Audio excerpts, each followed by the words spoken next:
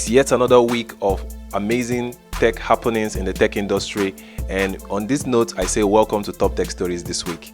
And with us this week we have a friend of Techvangelists and a guest presenter. Give it up for Farai. So apparently the infamous encrypted messenger WhatsApp is not flawless after all. According to reports, there is a bug that can access your personal information. The way this bug works is that an attacker can send an image to you. It could be a funny image or just something that is really asking for money or help. And then as soon as you open it, that attacker is able to access the information on your phone.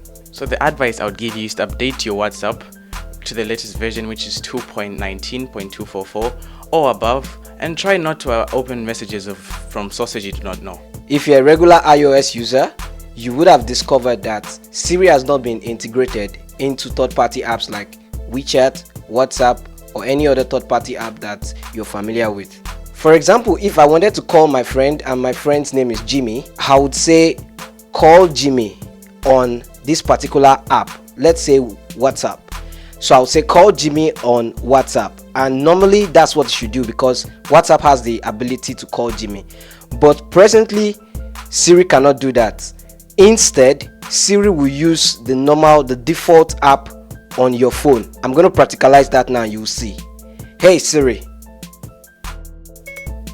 call Jimmy PTDF.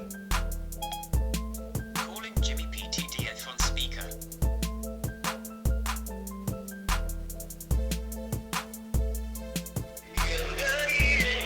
So you see, this is actually using the default call app. Hey Siri, could you please send a message to Jimmy PTDF? What do you want to say? We have a meeting this afternoon. Jimmy, will you be around? Your message to Jimmy PTDF says we have a meeting this afternoon. Jimmy, will you be around? Ready to send it? I'm not ready. When I'm ready, I'll tell you.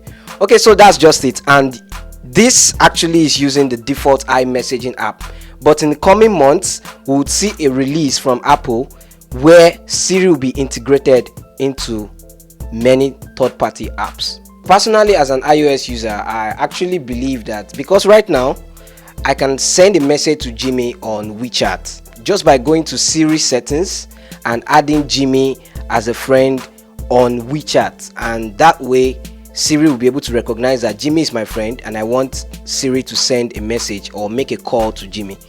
But what I believe that Apple is going to do is that for every third-party app like WeChat, WhatsApp, Facebook, Siri will be enabled for those apps. So you can use Siri to literally call, message from those apps. So Microsoft is taking another shot at the smartphone production, and this time they've come up with the Surface Pro, which is running on Android. So apparently they are taking away their focus from their own operating system, which is the Microsoft Windows, and they are shifting it to integrating other operating systems like the iOS and the Android into their cloud service using what they call the Microsoft Graph. According to the Microsoft Surface designer, he has refused to call this device a phone.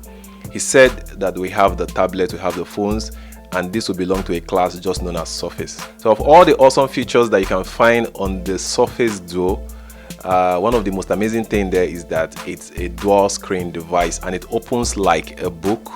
So we look forward to seeing how this device looks like. I would like to get one for myself, maybe one for the Techvangelists team as well, to be able to do a review on this maybe sometime in our next videos. That concludes the top tech stories for this week. Thank you to all that have made it through to this point of this video. Remember that if you have not subscribed to our channel, you can still do so. It's free. Just hit the subscribe button and press the bell beside it because it gives you a new notification when we upload a new video. Till next week when we have another top tech story. Bye.